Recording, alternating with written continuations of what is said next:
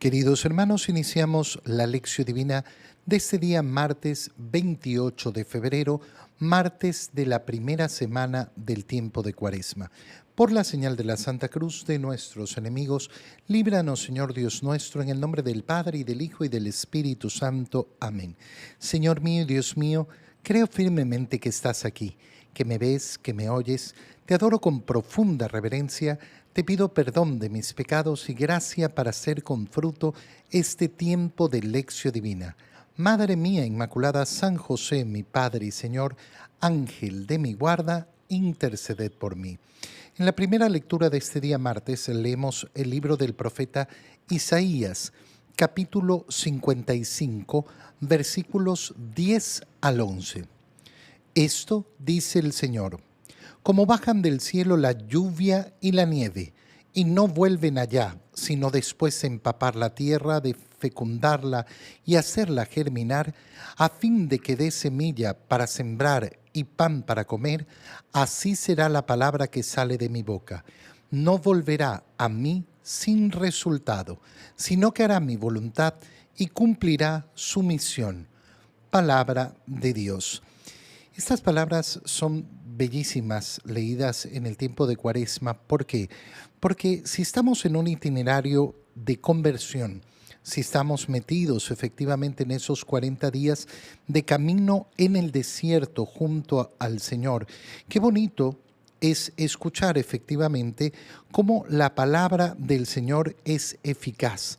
La palabra del Señor nos da efectivamente la gracia que quiere darnos el Señor.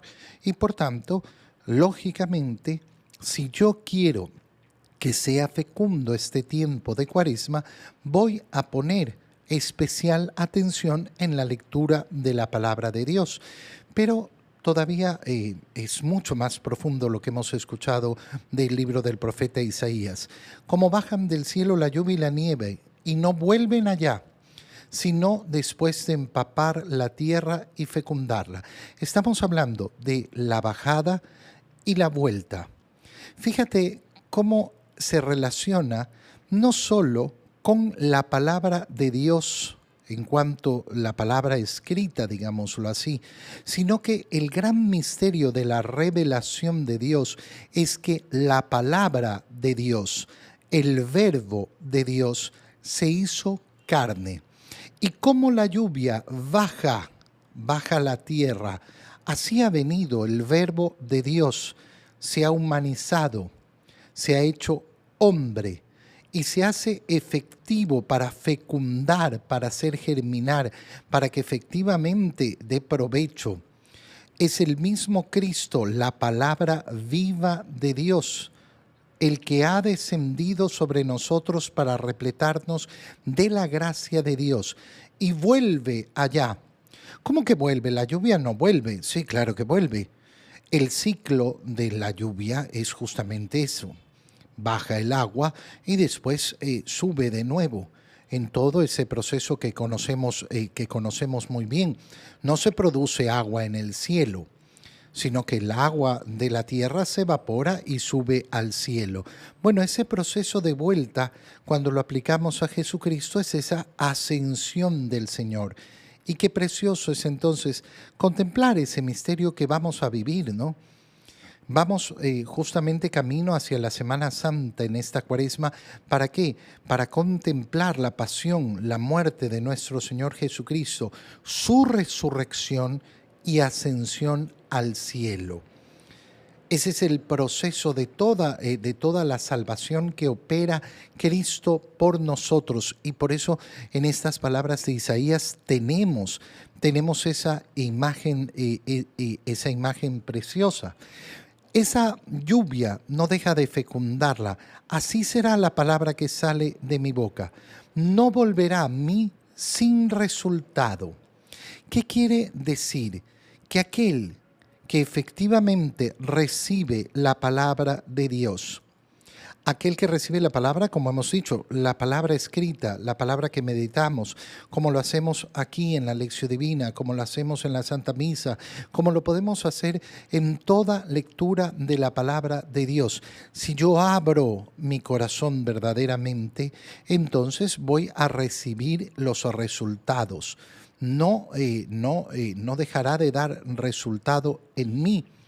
Si yo veo esa palabra viva de Jesucristo que se nos entrega en la Eucaristía, imagínate, no hay comunión excepto la comunión sacrílega.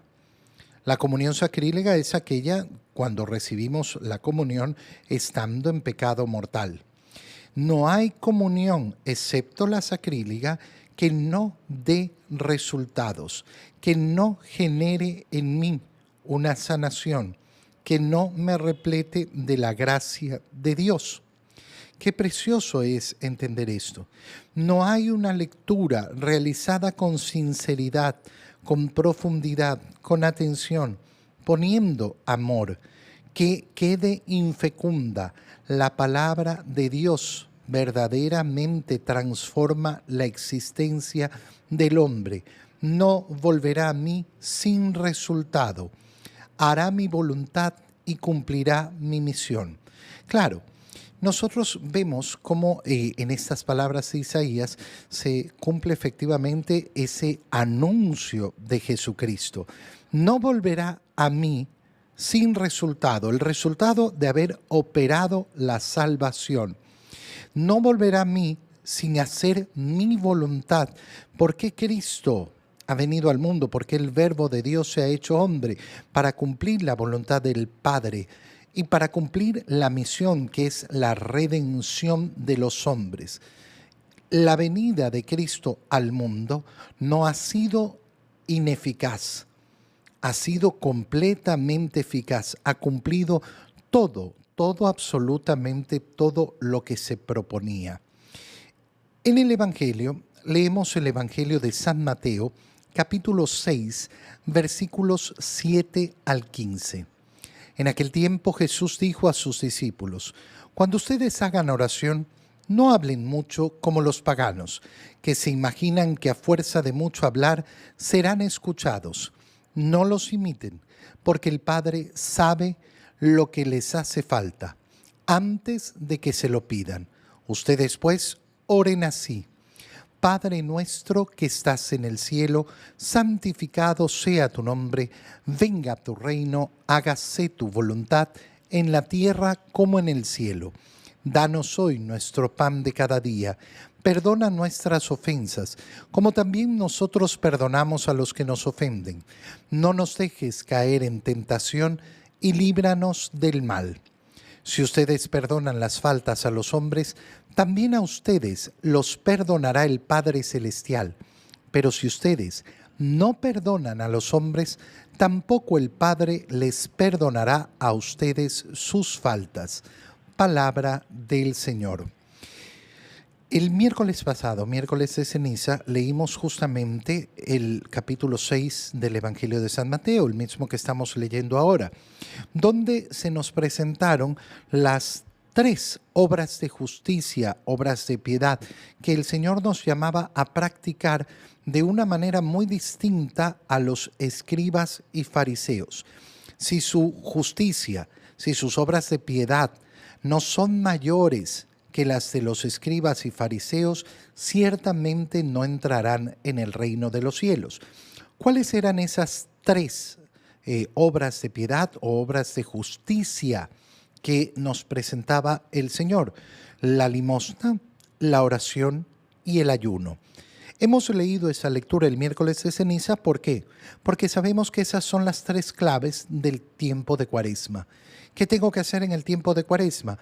Incrementar mi limosna, mi caridad con los demás, incrementar mi oración, profundizar mi relación con Dios y además hacer ayuno. Es decir, mortificar mi cuerpo. Mortificar significa matar mi cuerpo en ofrenda al Señor, como sacrificio al Señor. En la parte de la oración, que es la segunda que nos presenta San Mateo, todavía quedaba una parte que no leímos y es lo que acabamos de leer. Si hubiéramos leído eso, se hubiera hecho una lectura demasiado extensa. Entonces la Iglesia recorta esa parte el día miércoles de ceniza y nos la entrega hoy día para que tengamos la lectura completa. Es decir, que en el momento en que el Señor dice, no sean ustedes como los hipócritas cuando hagan oración, que les gusta anunciarlo y que los vean parados en las plazas. Tú más bien entra en tu cuarto, que significa entra en la interioridad de tu ser para dialogar efectivamente con Dios. Siguiendo con ese tema de la oración, el Señor dice, cuando ustedes hagan oración, no hablen mucho. No hablen mucho. ¿Por qué no hablar mucho? Mira, cuando una persona tiene la mala costumbre de hablar mucho, pierde la capacidad para escuchar. Si yo soy de los que se abruman hablando, es que necesito hablar y no paro de hablar y cambio de un tema hacia otro y no paro. Bueno, lo que me va a suceder es que voy a perder la capacidad para escuchar. Si esa costumbre la llevo a la oración, ¿qué va a suceder? Que yo me puedo pasar 1 hora hablando. Oh, yo estoy 1 hora en oración. Pero resulta que lo único que he hecho es hablar. ¿Y qué ha sucedido? Ha sucedido que no he sido capaz de escuchar. Por tanto, se ha perdido en la oración el elemento básico que es el diálogo. El diálogo no es el monólogo. El monólogo soy yo hablando, punto. El diálogo es escuchar y hablar y escuchar. Y entonces el Señor nos dice, no llenen de tantas palabras. Es importantísimo trabajar en esa economía del lenguaje. Oye, la economía del lenguaje nos ayuda efectivamente a ser precisos con lo que queremos transmitir. Mira, a veces a mí me toca decirle a las personas, disculpa, pero ¿por qué repites tantas veces lo mismo? Hay personas que creen que porque hablan mucho, entonces se expresan más. Y no es así. No, es que para que entienda. Sí, pero si ya lo dijiste, ¿por qué lo repites? ¿Por qué lo vuelves a repetir? ¿Por qué lo vuelves a repetir? Fíjate qué importante es esto, no solo en nuestra relación con Dios, sino en la relación con los demás. Si yo soy una persona que repite lo mismo, ¿qué logro en aquel que me escucha? El agotamiento. ¿Qué hace la persona que escucha a alguien que repite lo mismo? Apagar el switch, no escucharla. Muchas veces cuando una persona se queja, es que no me escuchan, es porque siempre repites lo mismo. Y entonces efectivamente el otro ya apagó el switch, ya no te pone atención, ya no te presta atención. ¿Por qué? Porque no quiere perder el tiempo. Entonces es importantísimo darnos cuenta que la comunicación tiene que ser llevada siempre con inteligencia, no con el apetito, las ganas de hablar.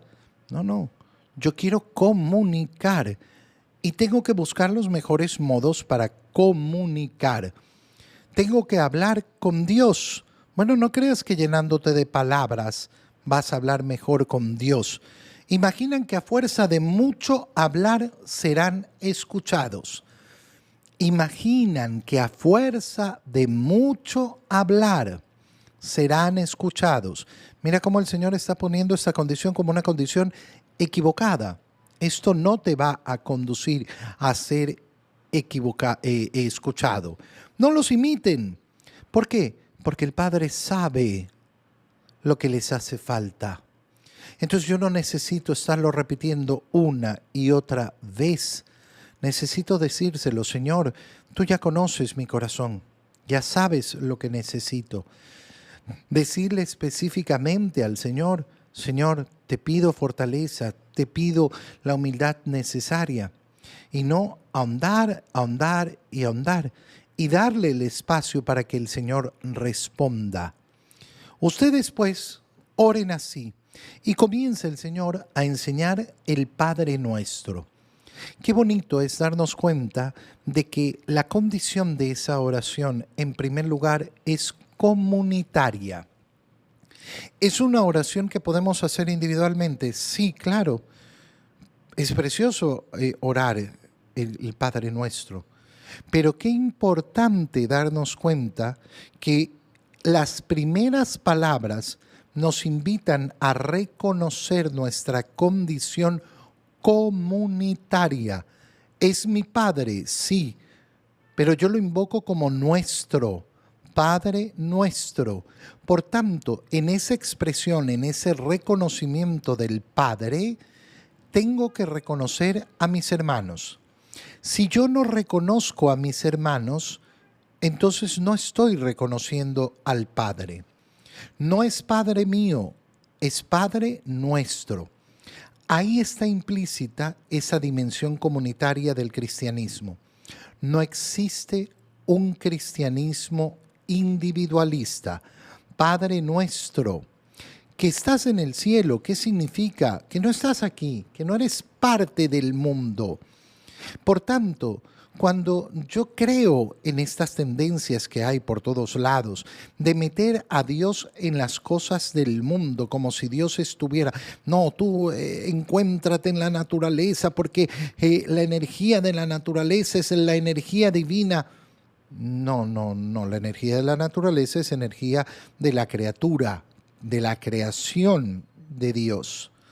Ten mucho cuidado con ciertas expresiones y ciertos modos. Dios no es el árbol, ni Dios es la planta, ni Dios es el animal, ni Dios es el hombre.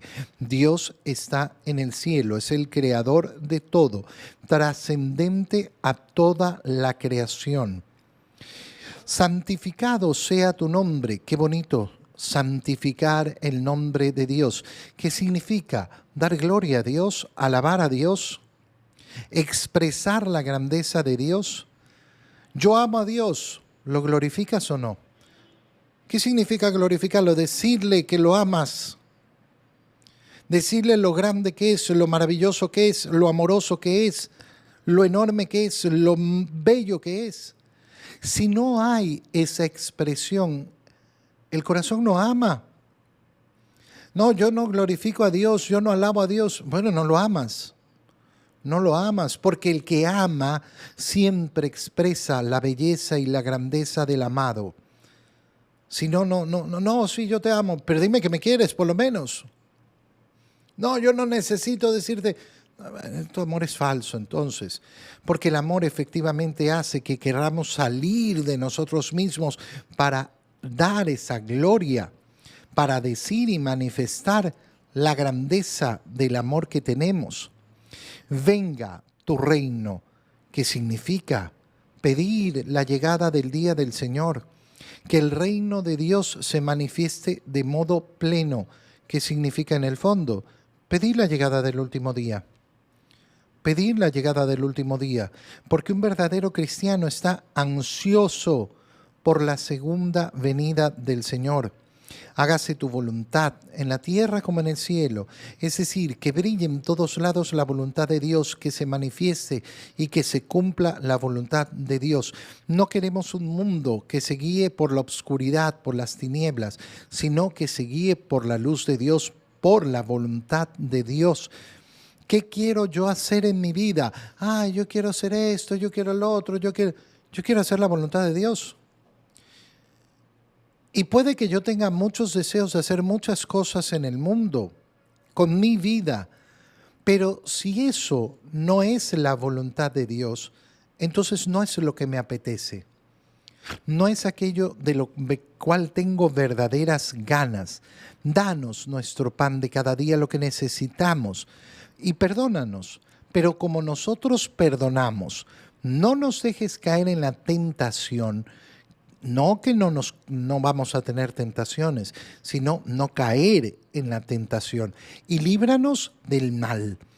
¿De qué mal? Del demonio. La expresión es mucho más clara en su original. Líbranos del malo. Líbranos de aquel que es esencialmente malo. Si ustedes perdonan, entonces serán perdonados. Pero si ustedes no perdonan, ay, yo no puedo perdonar porque perdonar es divino. No, el Señor te ha mandado perdonar. Punto. Y el perdón no depende de nadie más, sino solo de ti. Qué importante recordar esto y aprovechar este tiempo de Cuaresma. Si yo tengo iras, odios, resentimientos en mi corazón, aprovechar este tiempo de Cuaresma para llenarme de ese perdón. Pero es que el otro no interesa. El perdón solo depende de tu decisión. Te doy gracias, Dios mío, por los buenos propósitos, afectos e inspiraciones que me has comunicado en este tiempo de lección divina. Te pido ayuda para ponerlos por obra. Madre mía Inmaculada, San José, mi Padre y Señor, Ángel de mi guarda, interceded por mí. María, Madre de la Iglesia, ruega por nosotros. Queridos hermanos, que tengan todos un feliz día.